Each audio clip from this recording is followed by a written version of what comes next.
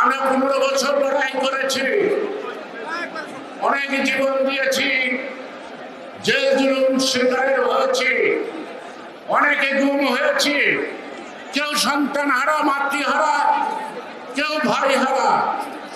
কিন্তু যেদিন ছাত্ররা নেমে আসছে সেদিন কিন্তু বেশি সময় লাগে নাই এই ফেসিবাদের পতনের। তাই আজকে যা কিছু অর্জন, আজকে আমাদের যা কিছু প্রাপ্তি, সবকিছু আমরা উৎসর্গ করছি বাংলাদেশের ছাত্র সমাজের কাছে। এই ছাত্র সমাজ নামছে বলেই, তাদের উপরে বিশ্বাস করে লক্ষ লক্ষ জনতা তাদের সামনে নেমেছে।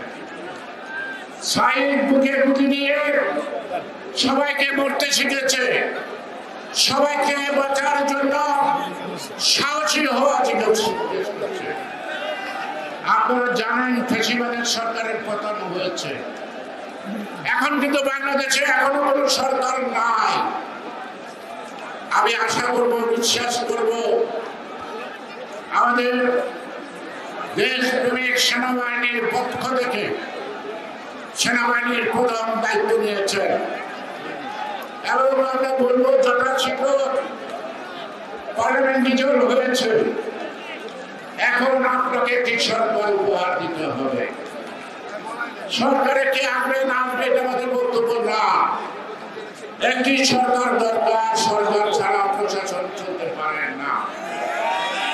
সেই কারণে যত তাড়াতাড়ি সম্ভব যেই যে সরকারের শূন্যতা, এই শূন্যতাটা পূরণ আপনাদেরকে করতে হবে। দেশের মানুষ আপনাদেরকে বিশ্বাস করে, বহুদিন পরে আপনারা সেই বিশ্বাস আবার পুনঃপ্রতিষ্ঠিত করছেন জনগণের কাছে। বাকি কাজটা করে আমাদের যে আন্দোলন, এক দফার একটি নিরপেক্ষ এবং সুষ্ঠু অবাধ নির্বাচন, জনগণের ভোটের অধিকার, আমরা বলবো সরকার গঠন করেন এবং গণতান্ত্রিক পথ উত্তরণের যাত্রা শুরুর সূচনা করেন।